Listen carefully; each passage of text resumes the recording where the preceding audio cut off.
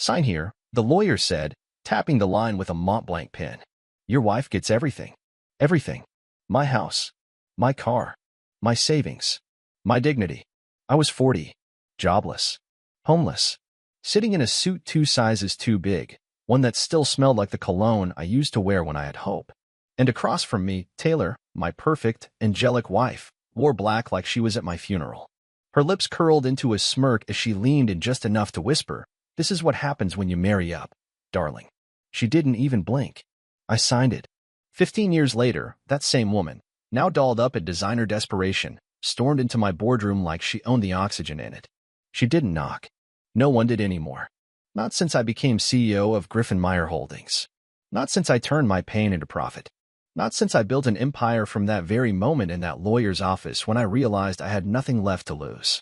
Taylor burst in with 2 other people trailing her, her brother Brian and their family's lawyer, Davis. I remember Davis. He used to pat me on the back like I was a lost puppy. I remember Brian too. He once laughed when Taylor made me sleep in the guest house for forgetting her brunch reservation. They weren't laughing now. Only you can stop the bankruptcy, Taylor hissed. Her eyes were wide with panic. Her voice cracked with a tone I hadn't heard in over a decade. Need. I leaned back in my leather chair, the skyline of Manhattan glowing behind me, and said, calm as a monk in a war zone, "Let me tell you a story." Brian opened his mouth. I held up a hand. "You want a signature? You'll get it. But first, you're going to sit your spoiled little asses down and hear how this all started.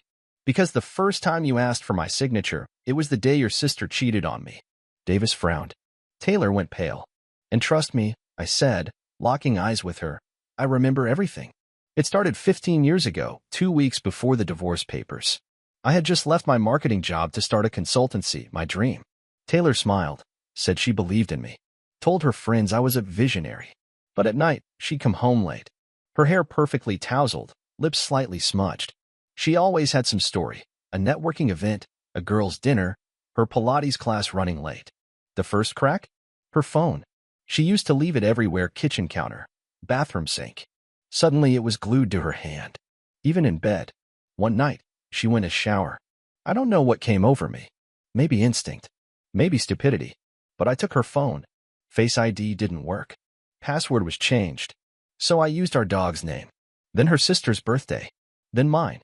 Nope. Then I saw it, her recent text to T. At first, I thought it was a friend. Until I saw the message preview. "Your body still tastes like last night." I sat on the bed, numb. I remember the way the silk sheets felt under my palm. Cold. Fake. Just like her. The shower stopped. I heard her humming. I should have left then. Should have packed my things, walked out, vanished. But I didn't. Because I was still in love with her. And I needed to know everything. That night, I told her I had a migraine and slept in the guest room. While she was asleep, I did what any broken man would do. I read every message. Every single one. They'd been meeting for months. Hotels, office closets, even our house when I was at meetings. He called her Mrs. Power.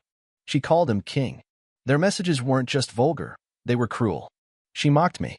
Told him I was useless, boring, a backup plan that turned into a paycheck. He laughed. I stared at her the next morning as she buttered her toast and asked if I wanted OJ. She kissed my cheek. Said, "You're quiet today. Everything okay?" I nodded. Everything was not okay. Because that was the day I started plotting my comeback.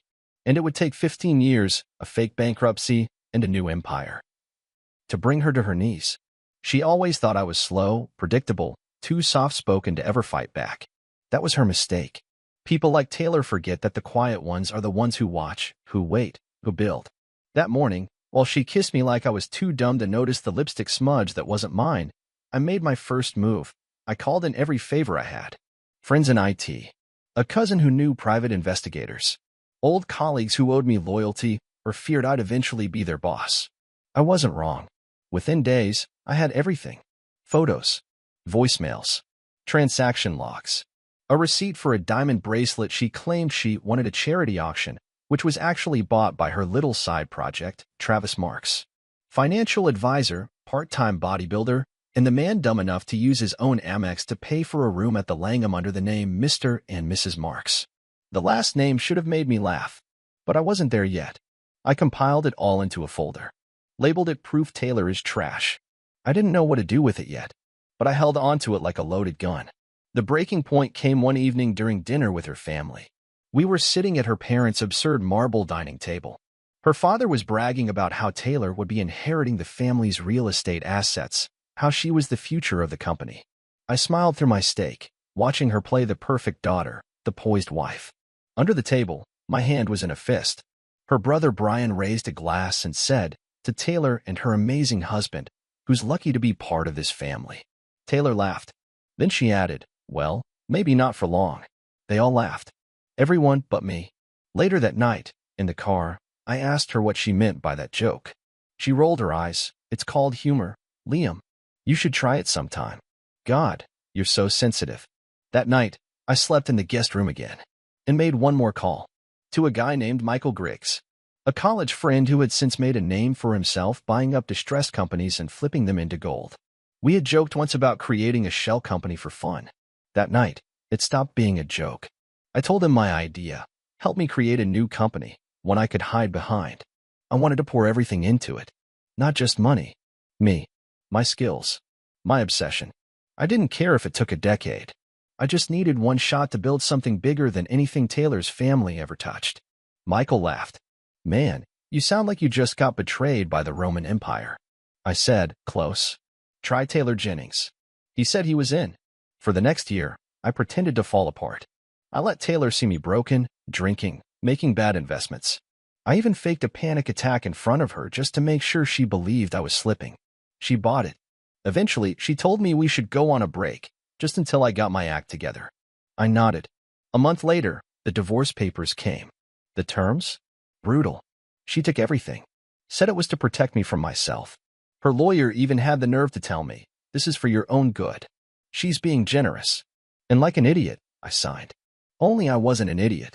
Because while she was redecorating our penthouse with her lover and throwing parties in my name, I was working 18-hour days in a basement in Jersey, building a tech startup that would eventually get bought out for 8 figures. But I didn't cash in. Not yet.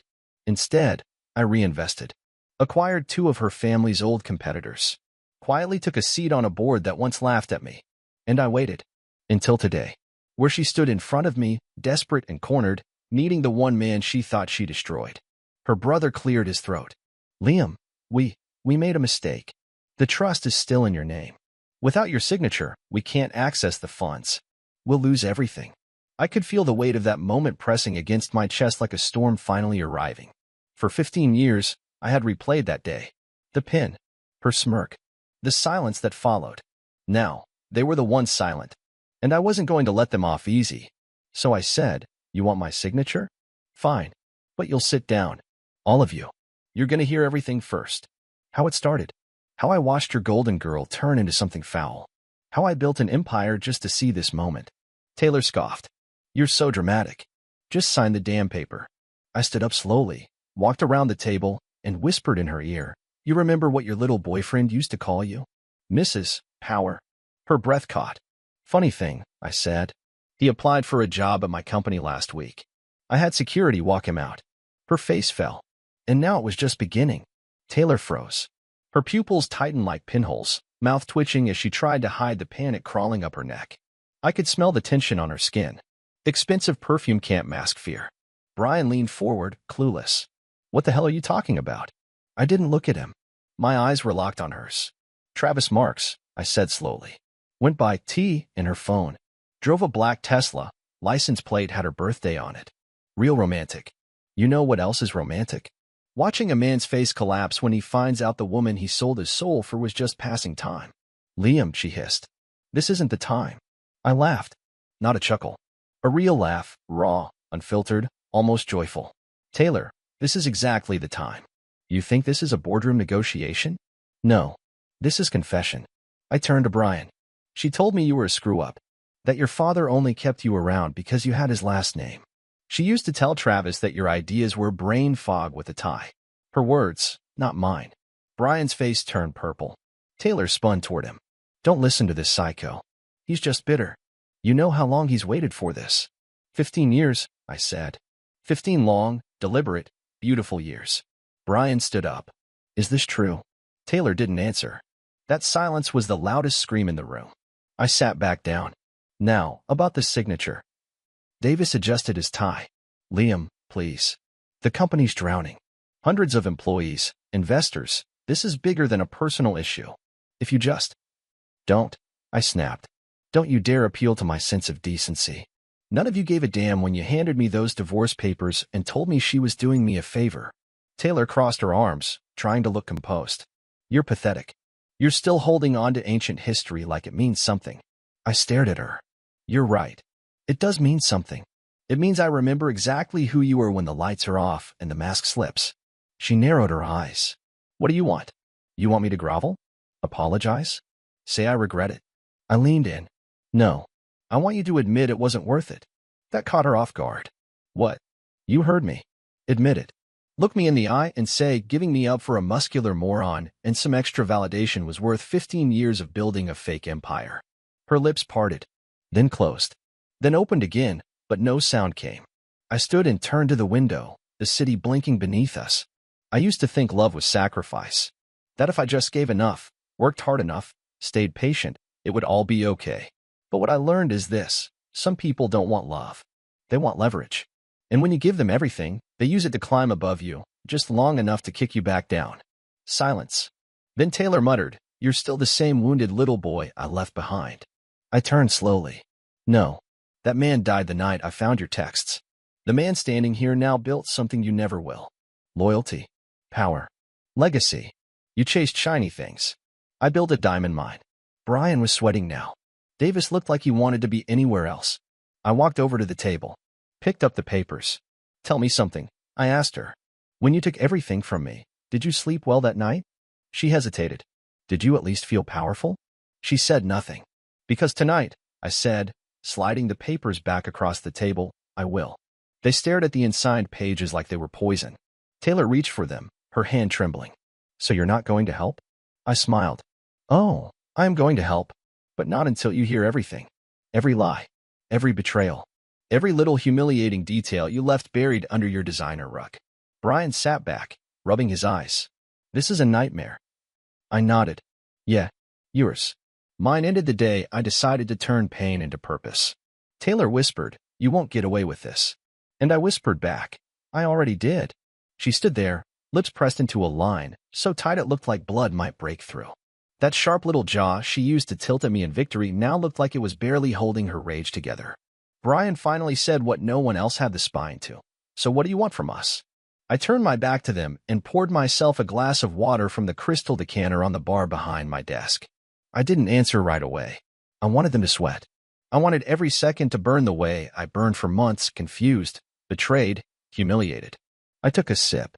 Cold. Clean. Like starting over.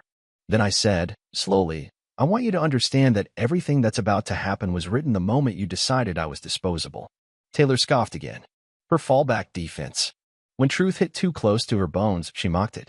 Jesus, Liam, are you going to drag us through some melodramatic monologue or just say what you're doing? You made me irrelevant, I said. You gave away my inheritance. You told your lawyer I was too fragile for leadership. You told Travis that I was a temporary investor in your life. Well, guess what? Your temporary investor just bought the land under your whole ing house. Her eyes flared. What does that mean? I turned to Brian. It means your company? Jennings Estate Group? I've been buying your debt for 6 months. Through shelf firms. Through proxies. You're leveraged to your eyebrows, and you didn't even see me standing behind the curtain. Brian's mouth opened. Closed. Then again. Like a fish out of water trying to find air. Taylor didn't get it yet. She was still locked in ego mode. You're bluffing. I walked over to the drawer, pulled out a thick folder, and tossed it on the table. Brian lunged for it. Davis reached over and started flipping pages. With every turn, Brian's hand shook more. Davis muttered, Oh God. Taylor stepped forward. What? What's in there? The mortgages, I said. The refinanced buildings. The commercial leases. The unpaid taxes. All of it. Owned by Griffin Meyer Holdings. Owned by me.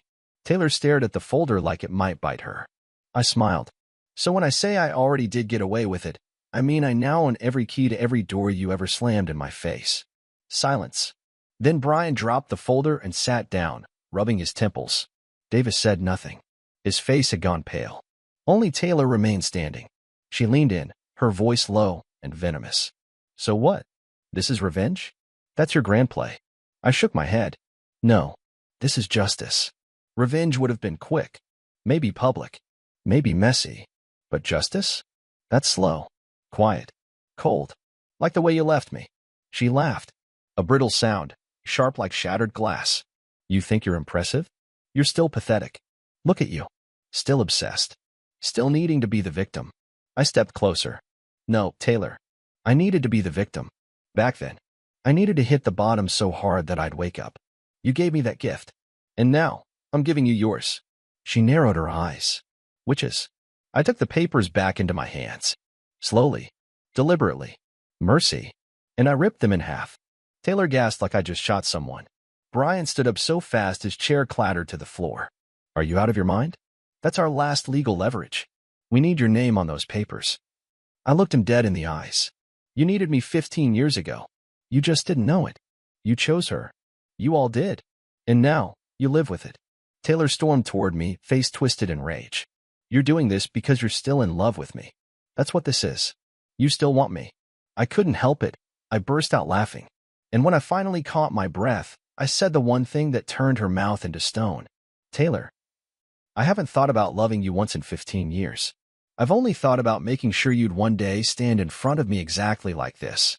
She said nothing, just stood there, furious, powerless, and completely irrelevant. Her face collapsed in slow motion.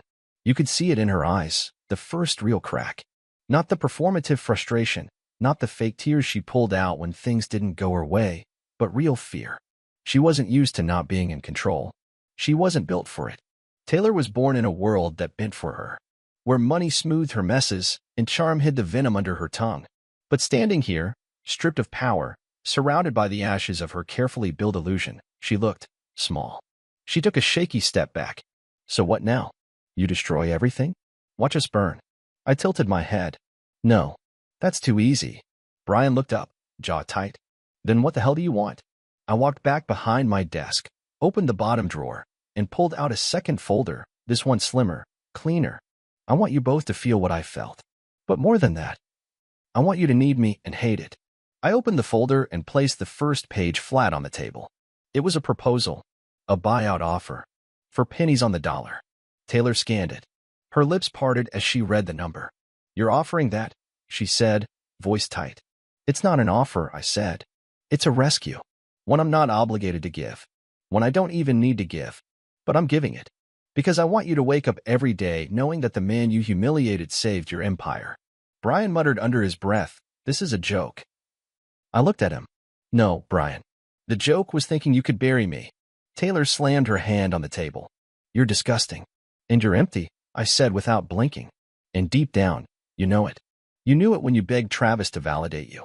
You knew it when you left me thinking I'd never be more than the man you stepped over. I leaned forward. But here's what's really going to hurt. You'll sign this deal. Because you have no choice. You'll take my lifeline. Because if you don't, your legacy goes up in smoke. And then you'll wake up every morning, sip coffee in your big house that you don't own anymore, and remember that your ex-husband bailed you out of the grave you dug. Taylor said nothing. She was trembling. Not from sadness. From rage. I picked up a pen and rolled it across the table toward her. You wanted a signature. Now you can give me one. Brian stared at her. We can't. Dad would never allow this. I smiled.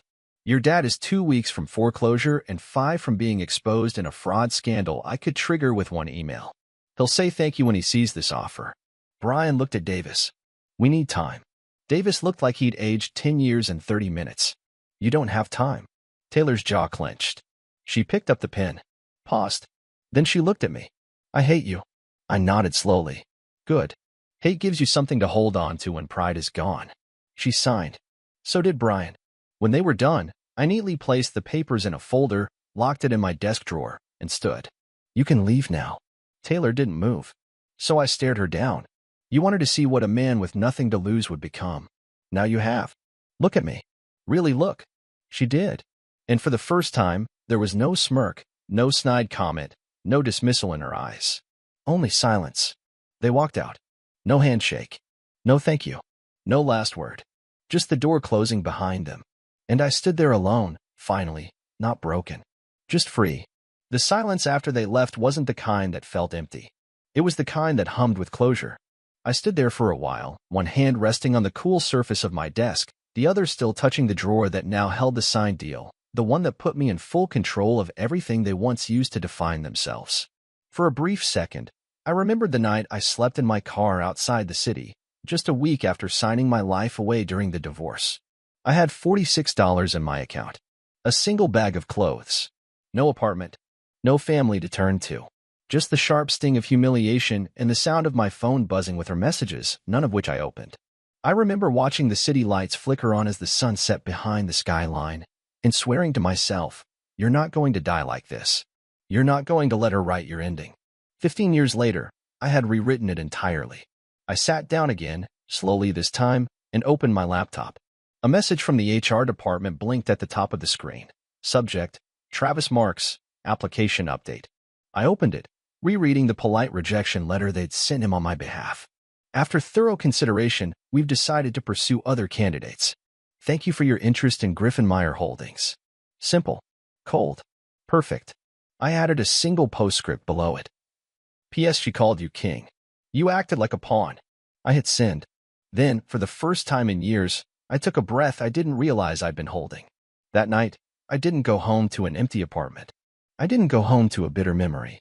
I went home to a place I'd built, not just with money, but with grit. With nights spent learning instead of drinking. With mornings of silence instead of shouting matches. A home where peace lived, not performance. I poured a glass of bourbon and sat on the balcony, watching the city stretch beneath me. It was beautiful from this height. I thought about love. Real love. Not the kind Taylor performed in front of her friends, but the kind that grows from scars, from trust, from truth. I hadn't found it yet, but for the first time, I was ready. I thought about the next morning. The phone calls I'd get from their father, the press releases they'd scramble to write, the rumors that would float around the industry. I'd hear it all, but none of it mattered. What mattered was the silence that followed their footsteps out of my office. The click of the door as it shut them out. The weight that finally lifted. I didn't need revenge. I had power. I didn't need an apology. I had proof. And I didn't need her love. Because I had mine. My own. Earned. Forged in fire. Polished in silence. And no one was ever going to take that from me again. The next morning started with light rain. One of those slow, steady drizzles that feels like the world hitting reset. The city looked softer through the window of my penthouse. Less harsh. Less crowded. I stood there with my coffee, watching streaks run down the glass, and for the first time in over a decade, my reflection didn't look like a man surviving. It looked like a man living. My phone buzzed. It was a message from Davis, the lawyer. Board emergency meeting today at 11. They're asking if you'll attend. I stared at it, let the screen dim, and set it down. No reply. Not because I was being cold, but because they weren't my priority anymore. I already knew what the meeting was about. Their father would be panicking. Investors would be threatening lawsuits. Banks calling in favors. They'd try to contain the fallout, act like they had a plan. But there was no plan without me. And I wasn't stepping in to fix anything else for them. Let them feel the discomfort I carried alone for so many years. A few hours later, I went down to my driver, Marcus, and told him to take the long way to the office. I wanted to see the streets again, to feel them. The neighborhoods where I once handed out resumes.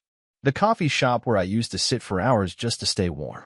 The park bench I'd slept on for a week, wrapped in a worn hoodie with my name embroidered on it, one of the last things I owned. When I arrived at the building, people stood straighter. They always did now.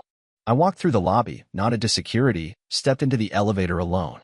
On the 42nd floor, my assistant Jordan met me at the door. You've had 7 calls from Jennings Estate. 2 from Davis. 1 from Taylor. Voicemails. I asked. He nodded. Want me to summarize? No, I said. Delete them. He hesitated. Even the one from Taylor? Especially that one. I stepped into my office and closed the door. The quiet hit different now, not like loneliness, but like command. I sat, opened my laptop, and reviewed the buyout contracts again.